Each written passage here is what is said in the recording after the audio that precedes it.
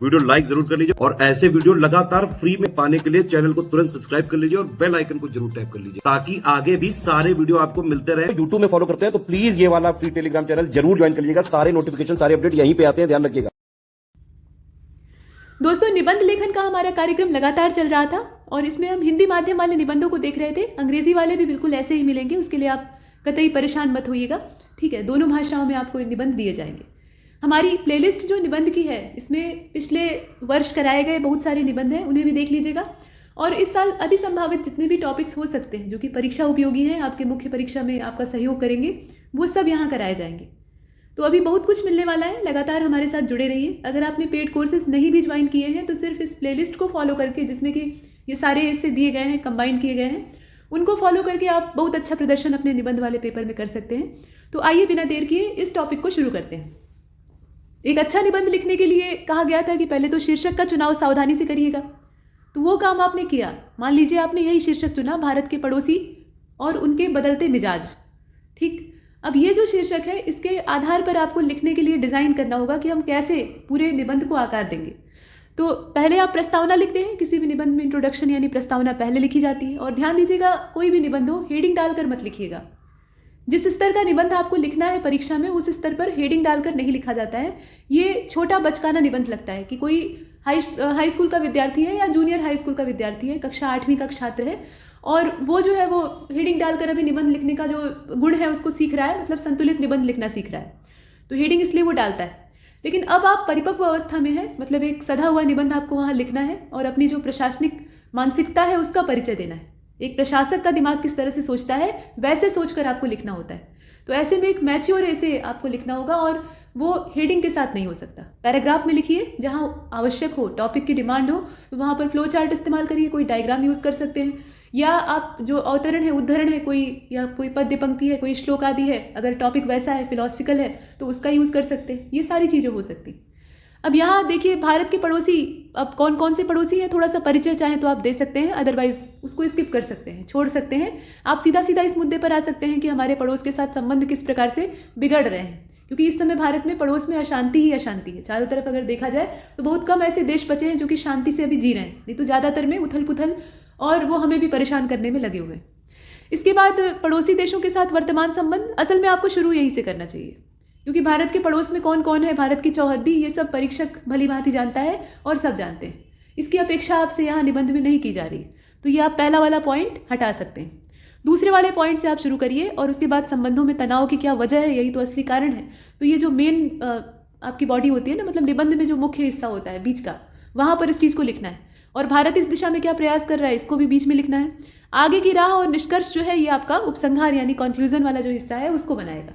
तो इस तरीके से आपका इससे फ्रेम हुआ। इसको और विधिवत भी आप बना सकते हैं, लेकिन प्रारूप बनाने में बहुत ज़्यादा समय नहीं खर्च करना होता है, मतलब 5 मिनट में आपको ये काम निपटा लेना होता है। चलिए शुरू करते हैं। अब इसमें यह बताया गया कि भारत विविधताओं से परिपूर्ण देश है, भौगोलिक क्षेत्रफल आदि, इसकी कोई ज़रूरत नहीं है, इसमें विस्तार बता दिया गया है। तो भूगोल थोड़े ही आपको पढ़ना है। उत्तर से दक्षिण कितना है, पूरब से पश्चिम कितना है, मतलब उत्तर से दक्षिण कितना है, पूरब से पश्चिम कितना है, ये सब चतुष्कोणीय आकृति का हमारा देश है, तो ये सब बताने की ज़रूरत नहीं।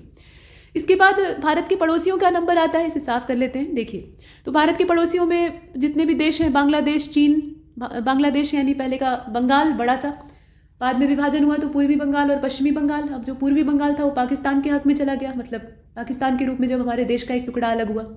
बाद में वहाँ से भी स्वतंत्र करा के इंदिरा गांधी ने उसे एक स्वतंत्र राष्ट्र के तौर पे बनने का मौका दिया, तो बन गया बांग्लादेश फाइनली। अब इसके बाद चीन, ये और पाकिस्तान, नेपाल, म्यांमार, भूटान, अफगानिस्तान, ये सब क्या है, भारत के साथ स्थलीय सीमा बनाते हैं। और जलीय सीमा की अगर बात करें तो उसमें आसपास जो हिंद महासागर में द्वीपीय देश हैं, जैसे श्रीलंका है, मालदीव है, ये सब समुद्री सीमा बनाते हैं। सबसे लंबी सीमा बांग्लादेश के साथ लगती है। तो इतना जो पूरा पोर्शन है ये बेकार है एक तरीके से, इसको आप डिस्कस नहीं करें तो बेहतर होगा, क्योंकि 700 वर्ड्स की लिमिट है। उसमें अगर आपको ये सब लिखने का मौका मिल जाए तो फिर बाकी चीज़ें कहाँ से लिखिएगा। चलिए अब आगे शुरू करते हैं। इसमें जो मुख्य बात है, पाकिस्तान भारत का प्रमुख प्रतिद्वंदी पड़ोसी देश है, जो कि भारत की आज़ादी और उसके मतलब उसका क्या यहाँ ये कहा जाए कि अपने सृजन से लेकर भारत के साथ कभी भी मधुरता पूर्वक संबंध स्थापित नहीं कर सका है। हमेशा वो घात में लगा रहता है कि कब मौका मिले और हमला बोला जाए। चोरी छिपे वार करने की उसकी पुरानी फितरत है, तो उससे वो बाज नहीं आता। अब इसके साथ अतिरिक्त जो देश हैं, मतलब पाकिस्तान के अलावा, उनके साथ भारत के रिश्ते मधुर थे। लेकिन अभी हाल फिलहाल में बहुत सारे ऐसे घटनाक्रम घटे हैं और ज़्यादातर होता ये है कि जब किसी भी देश में सत्ता परिवर्तन होता है, मतलब जो शीर्ष नेतृत्व है उसमें फेरबदल होता है, तो जो विदेशिक संबंध है उन पर असर पड़ता है। तो समय की या परिस्थितियों के हिसाब से बाकी पड़ोसियों के साथ भारत की कुछ खटास हुई है। जैसे कि निकटतम पड़ोसियों में नेपाल है, भूटान है, बांग्लादेश है। इनके साथ पहले हमारे संबंध काफ़ी ज़्यादा मीठे थे, मधुर थे। लेकिन अभी क्या हो रहा है, सामरिक सुरक्षा संकट जो है उसका सामना भारत को करना पड़ रहा है। असल में इन देशों के ऊपर बाहरी जो बड़े देश हैं उनका दबाव है, खासतौर पे चीन का। चीन इन सभी को उकसाने का काम कर रहा है या अपने तरीके से यूज़ कर रहा है और भारत को घेरने की, भारत के ऊपर दबाव बनाने की कोशिश कर रहा है। पाकिस्तान भी अपने बूते नहीं उछल रहा है, उसको चीन का पूरा पूरा सहयोग है, ये आप सभी जानते हैं। ठीक है, तो ऐसी कंडीशन में चीन ही है जो कि भारत को दबा कर रखना चाहता है और दबाव बनाने के लिए वो भारत के जो सटे हुए पड़ोसी देश हैं उनको दोस्त बना रहा है। ये स्थिति श्रीलंका तक चली गई है, तो उसको आप यहाँ दर्शा सकते हैं। भारत और नेपाल का जो ऐतिहासिक और सांस्कृतिक संबंध था उसमें अभी चीन के उकसाने पर नेपाल ने मानचित्र जारी किया। वो नेपाल का अपना स्वैच्छिक मानचित्र नहीं था, चीन के उकसाने पर जारी किया गया था। तो उसमें फिर से सीमा निर्धारण की बात कही गई थी, संगोली की संधि और तमाम विवाद खड़े हुए थे। इसके बाद आप देखें कि भारत और श्रीलंका का जो संबंध है या बांग्लादेश के साथ जो हमारा संबंध था पहले का भाईचारे वाला, उसमें भी खटास आ गई है। जैसे कि श्रीलंका जो है वो चीन की तरफ झुक गया है, चीन के लिए काम कर रहा है। बांग्लादेश जो है वो नागरिकता संशोधन, जब यहाँ पे शीर्ष नेतृत्व ने अपना एक फैसला सुनाया एनआरसी वाला, तो उसके बाद वहाँ से खटास आ गई।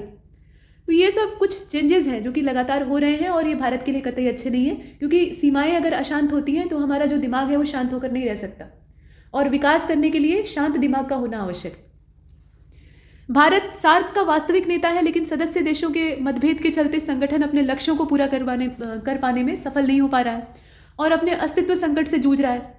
चीन के साथ जो हो रहा है प्रतिस्पर्धा लगातार, मतलब चीन ही प्रतिस्पर्धा कर रहा है, हम उससे प्रतिस्पर्धा नहीं, हम तो भाईचारे के पक्षधर थे, हिंदी चीनी भाई भाई।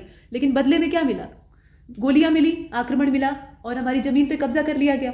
तो वो सब चीज़ें, मतलब चीन की ओर से जो आक्रामक नीति लगातार भारत के प्रति अपनाई जाती है वो यहाँ दिखाई दे रही है। पहले शुरुआत जब हुई थी, मतलब एकदम स्टार्टिंग का अगर हम देखें तो चीन ऐसा नहीं था। ये चीन का जो शीर्ष नेतृत्व है उसमें जब बदलाव आया तब से ऐसी स्थितियाँ बदली हैं। शुरुआती जो स्थिति थी उसमें चीन भारत के साथ इस तरह का रवैया नहीं रखता था। अब इसमें आप देखें कि भारत में अफगानिस्तान और ईरान के साथ संबंध सुधार का प्रयास भी किया गया, लेकिन अभी क्या हुआ है कि संक्रमण और आर्थिक जो अव्यवस्था है उसके चलते क्या हो रहा है, बाहरी देशों से संपर्क कटता जा रहा है और अभी इन देशों ने अपने बहुदलीय वार्ता से या योजना संबंधों से भारत को बाहर कर दिया। मतभेद यहाँ भी पनप गया। इस तरह की स्थितियाँ हैं। भारत की आधिकारिक नीति बहुपक्षवाद के समर्थन की है और जब से भारत अमेरिका के साथ साझेदारी को मजबूत कर रहा है और अमेरिका के हितों के हिसाब से काम कर रहा है, तब से अन्य देशों के साथ संबंध लगातार तनावपूर्ण होते जा रहे हैं। इसका अच्छा उदाहरण ईरान है और ईरान से भी अच्छा उदाहरण रूस है। रूस भारत का पुराना दोस्त है, हर मुसीबत में रूस ने भारत का साथ दिया है। लेकिन अभी क्या हो रहा है, भारत की जो अमेरिका परस्ती दिखाई दे रही है ज़्यादा, उसकी वजह से रूस का रुझान भारत की ओर से कम हो रहा है। और रुझान कम होने का मतलब सिर्फ इतना नहीं है कि वो भारत को सहयोग नहीं देगा, इसका मतलब ये भी है कि वो चीन जैसे देश को सपोर्ट कर सकता है, हालांकि इसकी संभावनाएं कम। तो यहाँ जो आर्थिक और सामाजिक रिश्ते हैं उनमें लगातार बदलाव हो रहे हैं। भारत की सीमा के बाहर लगातार परिवर्तन हो रहे हैं और चीन के साथ जो तनावपूर्ण संबंध है उसके पीछे का जो कारण है उसे अगर हम टटोलना चाहें तो टटोलेंगे तो मालूम होगा कि चीन को ऐसा लग रहा है कि भारत अमेरिका का सहयोगी बन गया है। तो अगर अमेरिका को नीचा दिखाना है, क्योंकि चीन का असली कंपटीशन किससे है? अमेरिका से है। वो महाशक्ति बनने का स्वप्न देख रहा है। जैसे अमेरिका खुद को महाशक्ति घोषित किया है, वैसे ही चीन भी खुद को देखने का ख्वाब पाले हुए है और ऐसी कंडीशन में वो भारत को मार्केट की तरह यूज़ कर रहा था, भारत को अपना बाजार बनाए हुए था, यहाँ अपना प्रोडक्ट बेचता था। अब यहाँ उसे ये लग रहा है कि अमेरिका के साथ भारत की निकटता बढ़ रही है, मतलब भारत जो है वो अमेरिका से सहयोग प्राप्त कर रहा है और इस स्थिति में वो भारत को दबाकर अमेरिका को नीचा दिखाना चाहता है। भारत को वो कभी भी तबाह करने की मंशा नहीं रखता है, क्योंकि उसका मार्केट खराब हो जाएगा। वो सिर्फ इतना चाहता है कि हम दब कर रहे हैं और हमने दब कर रहना नहीं सीखा। कोई आज तक किसी जो दुश्मन है उसकी औकात नहीं रही कि वो हमें दबा सके। कुछ समय के लिए भले ही वो हमें कुचलने की कोशिश कर सकता है, लेकिन हम फिर से उठकर खड़े हो जाते हैं। तो चीन इस चीज़ को बर्दाश्त नहीं कर पा रहा, ठीक, तो इसलिए संबंध बिगड़ रहे हैं। अब इसके बाद आप देखें कि नागरिकता संशोधन कानून जो है उसने भारत में मुस्लिम बहुमत वाले पड़ोसी देशों के साथ एक नए विवाद को जन्म दे दिया। मतलब यहाँ जो मुस्लिम राष्ट्र थे, जहाँ मुस्लिम आबादी ज़्यादा थी, वहाँ से विवाद पनपने का ये कारण है एनआरसी। इसके बाद आप देखें कि जम्मू कश्मीर की विशेष स्थिति में बदलाव की वजह से पाकिस्तान और चीन के लिए काफ़ी नागवार वहाँ गुजरा। ज़मीन हमारी थी, हमने वहाँ बदलाव किया, अपने संविधान में परिवर्तन लाए और उसका जो गुस्सा है वो पाकिस्तान और चीन के अंदर पनप रहा है। इसके बाद आप देखें कि भारत ने न सिर्फ द्विस्तरीय या द्विपक्षीय तौर पे सार्क तंत्र के जरिए मैत्री विभिन्न क्षेत्रों में मजबूत करने का प्रयास किया है, बल्कि अपने साथ साथ जो पड़ोसी हैं उनके हित के बारे में भी सोचा है। और कोविड-19 संकट के दौरान प्रधानमंत्री द्वारा इसे पुनर्जीवित करने का प्रयास किया गया। मतलब भारत जो है वो हमेशा मदद का पक्षधर रहा है या हमेशा हाथ बढ़ा के सहयोग करने के लिए आगे आता है, लेकिन बदले में भी सहयोग की अपेक्षा करता है। तो पहले जो हमारी पॉलिसी थी कि मतलब पहले हम हथियार नहीं उठाएंगे, तो अभी आक्रामक नीति की ओर थोड़ा सा हमारा जो झुकाव है वो बढ़ रहा है परिस्थितिवश। इसके बाद आप देखें कि भारत के साथ या देशों के साथ महत्वपूर्ण विकास सहयोगी रहा है। जो पड़ोसी देश हैं उन्हीं की बात हो रही है। हमारा विकास सहयोग जिसमें कि भौतिक अवसंरचना है, जल संसाधन है, मानव संसाधन है, स्वास्थ्य, विद्युत, पर्यटन, कृषि, ये सब कुछ इसमें शामिल है। मतलब बताइए, कोई भी देश अपने इतने सारे संसाधनों को जोड़कर अपने पड़ोसियों की मदद नहीं करेगा, लेकिन भारत करता है। इसके बाद आप देखें, भारत को एक महाशक्ति के रूप में स्थापित होने के लिए आवश्यक है कि पड़ोसी देशों के साथ जो संबंध है वो सुधरे रहें, क्योंकि जब सीमाओं पर शांति रहेगी तभी हम डेवलपमेंट कर सकते हैं। पड़ोसी देशों के साथ संबंध भारत की विदेश नीति का केंद्रीय तत्व रहा है और भारत का मानना है कि शांतिपूर्ण परिवेश में ही विकास के कार्यों पर ध्यान केंद्रित किया जा सकता है, जो इतनी देर से बताया जा रहा है। और भारत का पड़ोसी देशों के साथ रूपरेखा स्पष्ट होना चाहिए, न कि किसी महाशक्ति के प्रभाव में आकर अपने पड़ोसी संबंधों में खटास लानी चाहिए। और भारत अपने पड़ोसी देशों में सबसे खास है, इसलिए भारत की जिम्मेदारी बनती है कि पड़ोसियों के साथ गतिशील संबंध हो, न कि ठहरे हुए, मतलब ठंडे संबंध जो है वो न होने चाहिए। सामान्य संदर्भ से ये बात स्पष्ट होती है कि भारत को अपने पड़ोसी देशों को सर्वोच्च प्राथमिकता देनी चाहिए और उनके साथ मधुर संबंधों को बढ़ावा देना चाहिए। तो ये तो भारत को करना चाहिए, पड़ोसियों को क्या करना चाहिए ये हम नहीं बता सकते, ठीक है। इसको हम ऐसे में नहीं लिख सकते कि पड़ोसी को क्या करना चाहिए, क्योंकि वो हमारे वश में नहीं है। हम चीन से ये नहीं कह सकते कि तुम अच्छे से रहो, कहेंगे भी तो वो सुनेगा नहीं, वो अपने तरीके से काम करेगा।